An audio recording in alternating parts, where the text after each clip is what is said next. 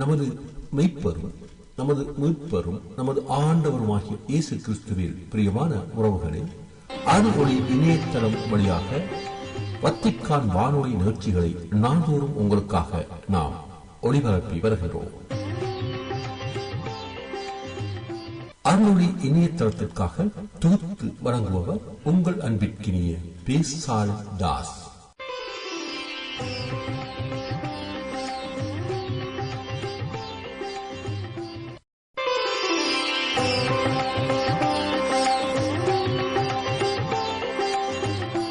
லவ்தேத்து இயேசுஸ் கிறிஸ்துஸ். இயேசு கிறிஸ்துவுக்கு புகழ். தமிழ் கூறும் நல்லுலகில் வாழும் அனைத்து அன்புள்ளங்களுக்கும் வத்திக்கான் வானொலியின் வணக்கம். இறைவன் உங்கள் உள்ளத்தையும் இல்லத்தையும் தன் அன்பாலும் அருளாலும் அமைதியாலும் இன்றும் என்றும் நிரப்புவாராக.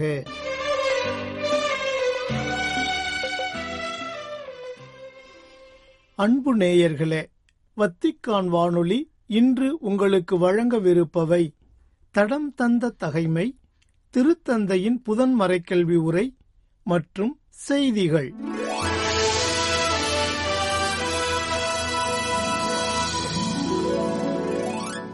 தடம் தந்த தகைமை. சற்று ஓய்வெடுங்கள்.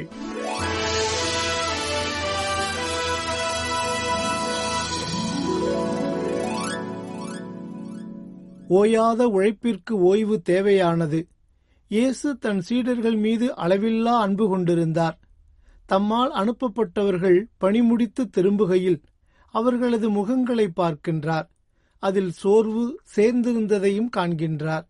எனவேதான் மக்கள் நடமாடாத பாலைவெளிக்குச் சென்று தனிமையில் இளைப்பார பணிக்கின்றார். இயேசுவின் தாயுள்ள பரிவு இங்கே தன்னிகரில்லாமல் தளிர்க்கின்றது. ஓய்வு என்பது உண்டு குடித்து படுத்து உறங்குவதில்லை.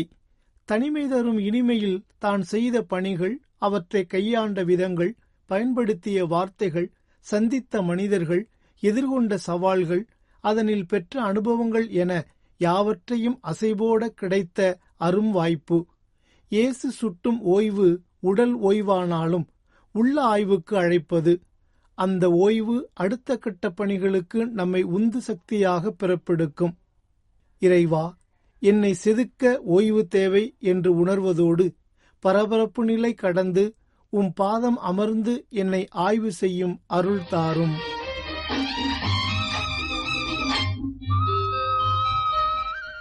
திருத்தந்தையின் புதன் மறைக்கல்வி உரை. உடன் பிறந்த உறவின் மேன்மை. ஒவ்வொரு மனிதனும் என் நண்பன், ஒவ்வொரு மனிதனும் சகோதரன், ஒவ்வொரு மனிதனும் சகோதரன், என் சகோதரன். அன்பர்களே, நவம்பர் 12 புதன்கிழமை இன்று வத்திக்கானின் புனித பேதுரு பெருங்கோவில் வளாகம் முழுவதும் பல்வேறு நாடுகளைச் சேர்ந்த திருப்பயணிகளால் நிறைந்திருந்தது. மிதமான காலச்சூழல் திருப்பயணிகள் அனைவருக்கும் இதமாக இருந்தது.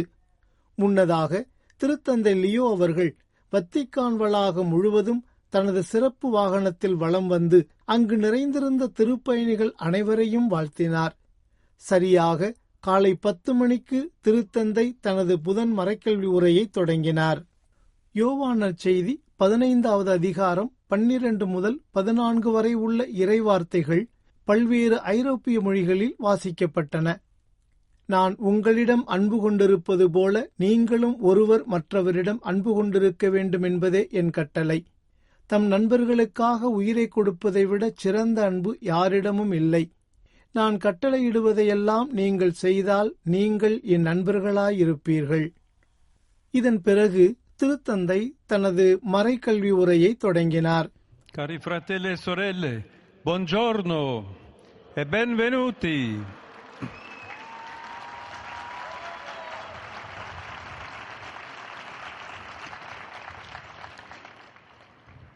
Credere nella morte e risurrezione di Cristo e vivere la spiritualità pasquale infonde speranza nella vita e incoraggia a investire nel bene.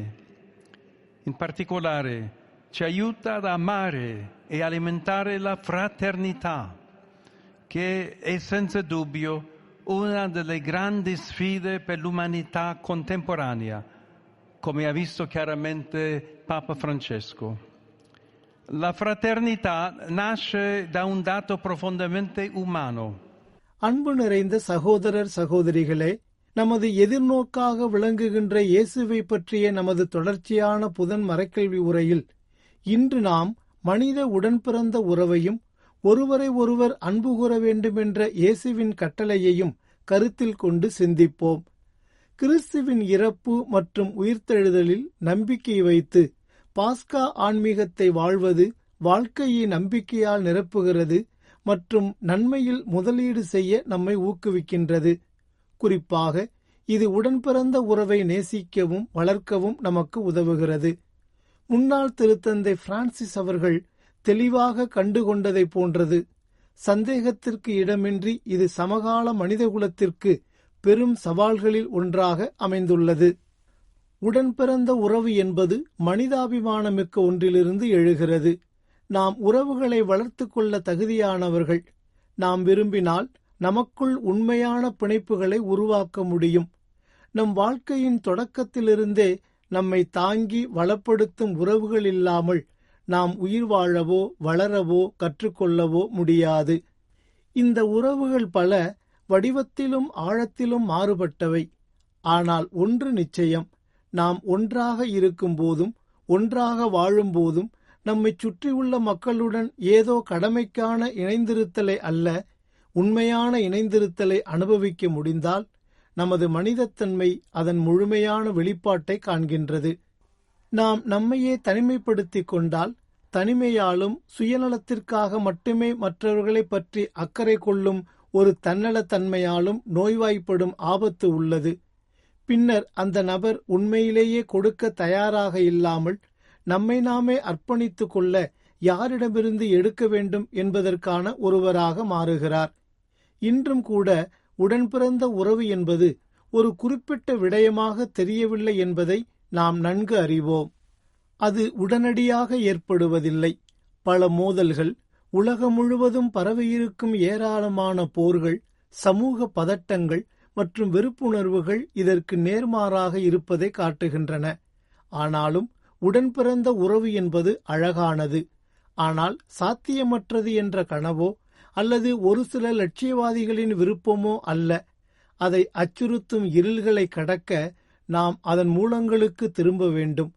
எல்லாவற்றிற்கும் மேலாக பகைமையின் நஞ்சிலிருந்தும் நம்மை விடுவிப்பவரிடமிருந்தும் ஒளியையும் வலிமையையும் பெற வேண்டும். சகோதரர் என்ற வார்த்தை மிகவும் பழமையான மூலச்சொல்லிலிருந்து வருகிறது. அதாவது கவனித்துக் கொள்வது, இதயத்தில் வைத்திருப்பது, ஆதரிப்பது மற்றும் தக்க வைப்பது. இது ஒவ்வொரு மனிதருக்கும் பொருந்தும்போது அது ஓர் அழைப்பாக மாறுகிறது. சகோதரர் அல்லது சகோதரியின் பங்கு என்பது உறவை குறிக்கிறது. ஒரே இரத்தத்தைச் சேர்ந்தவர்கள், ஒரே குடும்பத்தைச் சேர்ந்தவர்கள் என்று நாம் அடிக்கடி நினைக்கின்றோம். உண்மையில் கருத்து வேறுபாடு, பிரிவு, வெறுப்பு கூட அந்நியர்களிடையே மட்டுமல்ல, உறவினர்களிடையேயும் உறவுகளை எவ்வாறு சீர்குலைக்கும் என்பதை நாம் நன்கு அறிவோம். புவியியல் அல்லது கலாச்சார தோற்றம், மதம் அல்லது கோட்பாடு ஆகியவற்றை பொருட்படுத்தாமல் அசிசியின் புனித பிரான்சிஸ் அனைவருக்கும் உரையாற்றிய வாழ்த்துச் செய்தியை மீண்டும் சிந்திக்க வேண்டியதன் அவசியத்தை இது காட்டுகிறது. அனைவரும் சகோதரர் சகோதரிகளே என்பது புனிதர் அனைத்து மனிதர்களையும் ஒரே நிலையில் உள்ளடக்க நினைத்த வழியாகும். ஏனெனில் அவர்கள் மனித மாண்பு, உரையாடல், வரவேற்பு மற்றும் மீட்பின் பகிரப்பட்ட எதிர்காலத்தை கொண்டுள்ளனர் என்பதை அவர் அங்கீகரித்தார். திருத்தந்தை பிரான்சிஸ் அவர்கள் அசிசியின் ஏழை மனிதரின் இந்த அணுகுமுறையை மீண்டும் முன்மொழிந்தார். 800 ஆண்டுகளுக்கு பிறகு அவரது அனைவரும் உடன்பிறந்தோர் என பொருள்படும் ஃப்ரெத்தெல்லி தூத்தி என்ற திருமடலில் அதன் பொருத்தத்தை எடுத்து காட்டுகின்றார்.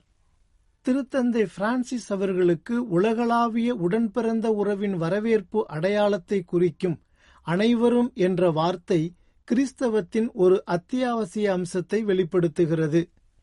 இது தொடக்கத்திலிருந்தே அனைவரின் மீட்புக்காக பகிரப்பட்ட நற்செய்தியின் அறிவிப்பாக இருந்து வருகிறது. ஆனால் ஒருபோதும் இது ஒரு தனிப்பட்ட நபருக்கோ அல்லது ஒரு குறிப்பிட்ட குழுவுக்கோ மட்டும் சொந்தமானதாகவோ அல்ல. இந்த உடன்பிறந்த உறவு இயேசுவின் அன்பு கட்டளையின் அடிப்படையில் அமைந்துள்ளது. இது புதியது, ஏனென்றால் அவர் அதை முழுமையாக நிறைவேற்றினார். இறைத்தந்தையின் திருவுளத்தின் முழுமையான வெளிப்பாடாக அவரது அன்பு மற்றும் சுய தியாக மூலம் நாமும் ஒரே இறைத்தந்தையின் பிள்ளைகளாகவும் கிறிஸ்துவில் உண்மையான சகோதரர் சகோதரிகளாகவும் மற்றவர்களை அன்பு கூறவும் அவர்களுக்காக நம் வாழ்க்கையை கொடுக்கவும் முடிகின்றது. உலகில் வாழ்ந்த தமக்குரியவர் மேல் அன்பு கொண்டிருந்த அவர் அவர்கள் மேல் இறுதி வரையும் அன்பு செலுத்தினார் என்று யோவானர் செய்தி கூறுகிறது. அவரது பாடுகள் நெருங்கும் போது அவரது மண்ணுலகுக்குரிய காலம் நிறைவடையப் போகிறது என்பதை மணமகன் அறிவார். என்ன நிகழப் போகிறதோ என்று அவர் அச்சமடைகிறார். அவர் மிகவும் பயங்கரமான வேதனையையும் கைவிடலையும் அனுபவிக்கிறார். 3ஆம் நாளில் அவர் உயிர்த்தெழுந்த நிகழ்வு ஒரு புதிய கதையின் தொடக்கத்தை குறிக்கின்றது. சீடர்கள் உண்மையிலேயே அவரது சகோதரர்களாகிறார்கள். இயேசுவினுடைய இறப்பின் துயரத்தின் மூலம் மட்டுமல்ல, குறிப்பாக அவர் உயிர்த்தெழுந்தார் என்பதை உணர்ந்து தூய ஆவியை பெற்று அவருடைய செய்தியை பகிர்ந்து கொள்ளத் தொடங்கும் போது இது நிகழ்கின்றது. சகோதரர் சகோதரிகள் சோதனைகளில் ஒருவருக்கொருவர் ஆதரவளிக்கிறார்கள். தேவைப்படுபவர்களுக்கு அவர்கள் முதுகை திருப்புவதில்லை. அவர்கள் ஒன்றாக அழுது மகிழ்ந்து ஒன்றிப்பு, நம்பிக்கை மற்றும் ஒருவருக்கொருவர் சார்ந்திருத்தலை நோக்கி செயல்படுகிறார்கள். நான் உங்களிடம் அன்பு கொண்டிருப்பது போல நீங்களும் ஒருவர் மற்றவரிடம் அன்பு கொண்டிருக்க வேண்டுமென்பதே என் கட்டளை என்ற இயேசுவே நமக்கு கொடுக்கும் ஆற்றல் இதுதான். இறந்து உயிர்த்தெழுந்த கிறிஸ்து அளித்த சகோதரத்துவம் என்பது சுயநலம், பிரிவினை, ஆதிக்கம் ஆகியவற்றின் எதிர்மறையான தர்க்கங்களிலிருந்து நம்மை விடுவித்து ஒவ்வொரு நாளும் புதுப்பிக்கப்படும் அன்பு மற்றும் நம்பிக்கையின் பெயரில் நமது இறையழைத்தலுக்கு நம்மை மீட்டெடுக்கின்றது. உயிர்த்தெழுந்த நமது ஆண்டவர் இயேசு அவருடன் நடக்க வழியை காட்டியுள்ளார். இதன் காரணமாக நாம் அனைவரும் உண்மையிலேயே உடன் பிறந்தோராக உணர்ந்து ஒன்றித்து வாழ்கின்றோம். அன்பர்களே, இவ்வாறு தனது மறைக்கல்வி உரையை நிறைவு செய்தார் திருத்தந்தை. இறுதியாக இயேசு கற்பித்த இறைவேண்டல் ஜெபத்திற்கு பிறகு அனைத்து திருப்பயணிகளுக்கும் தனது ஆசீரை வழங்கினார். La liturgia odierna fa memoria del vescovo San Giosafat, martire a motivo del suo infaticabile zelo per l'unità della Chiesa. Incoraggio ciascuno ad avere coscienza dei doni di grazia ricevuti, perché siano messi a disposizione della comunità. A tutti la mia benedizione. வறுமையில் வாழ்பவன் என் நண்பன், வருத்தத்தில் இருப்பவன் சகோதரன். வறுமையில் வாழ்பவன் என் நண்பன், வருத்தத்தில் இருப்பவன் சகோதரன். அல்லல் படுபவன் என் நண்பன், ஆபத்தில் இருப்பவன் சகோதரன். காரணம் அவனும் மனிதன், காரணம் அவனும் மனிதன்.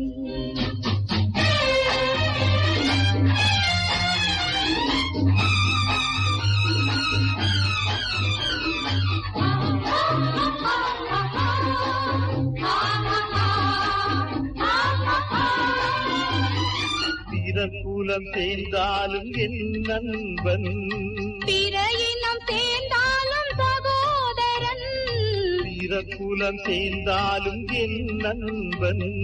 பிற இனம் சேர்ந்தாலும் சகோதரன், பிற மொழி பேசினாலும் என் நண்பன். பிற மதம் சார்ந்தாலும் சகோதரன், காரணம் அவனும் மனிதன். காரணம் அவனும் மனிதன்.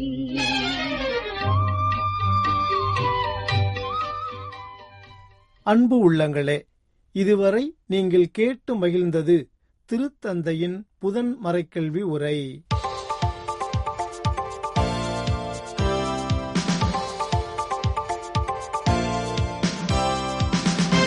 செய்திகள். உண்மையில் துறவறம் அதன் தோற்றத்திலிருந்தே ஒரு எல்லைப்புற யதார்த்தமாக இருந்து வருகிறது.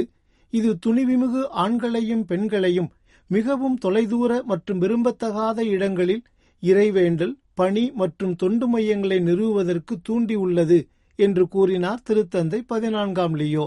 நவம்பர் 11 இச்செவ்வாயன்று ரோமையின் அவன்டைன் மலையிலுள்ள புனித ஆன்செல்ம் கோவில் நேர்ந்தளிப்பின் 125வது ஆண்டு நிறைவை ஒட்டி சிறப்பிக்கப்பட்ட சிறப்பு திருப்பலியின் மறைவுரையில் இவ்வாறு கூறினார் திருத்தந்தை. தனது மறைவுரையில் திரு அவையின் வரலாற்று மற்றும் ஆன்மீக முக்கியத்துவம் குறித்து தனது கருத்துக்களை பகிர்ந்து கொண்ட திருத்தந்தை, குறிப்பாக 19ஆம் நூற்றாண்டிலிருந்து 20ஆம் நூற்றாண்டு வரையிலான சவாலான மாற்றத்தின் போது பெனடிக்டைன் ஒன்றிப்பு மற்றும் திரு அவைக்கான சேவையை திரு அவை மற்றும் பன்னாட்டு கல்லூரி ஆதரிக்கும் என்பது திருத்தந்தை 13ஆம் லியோ அவர்களின் தொலைநோக்கு பார்வையாக இருந்தது என்பதை எடுத்துக்காட்டினார். பெனடிக்டைன் ஆன்மீகத்தில் ஆழமாக பதிந்துள்ள ஒரு கருப்பொருளான கிறிஸ்துவை ஒருவரின் வாழ்க்கை மற்றும் பணியின் மையத்தில் வைப்பதன் முக்கியத்துவத்தை பற்றியும் தனது மறைவுரையில் குறிப்பிட்டு காட்டினார் திருத்தந்தை. கோவிலின் நேர்ந்தளிப்பை கோவிலின் உருவத்துடனும் விசுவாசத்தின் உயிரை கொடுக்கும் வலிமையுடனும் இணைத்து கடவுள் மீதான ஆழ்ந்த பக்தியை ஊக்குவிக்கும் விதமாக தனது மறைவுரையில் எடுத்து காட்டினார் திருத்தந்தை. இது திரு அவையின் இரட்டை இயல்பை, அதாவது மனித மற்றும் தெய்வீக, வரையறுக்கப்பட்ட மற்றும் எல்லையற்ற இயல்பை எடுத்து காட்டுகிறது என்றும், மேலும் முடிவற்ற நிலையை சந்திக்கும் இடமாக அதன் பங்கையும் எடுத்து காட்டுகிறது என்றும் விளக்கினார் திருத்தந்தை.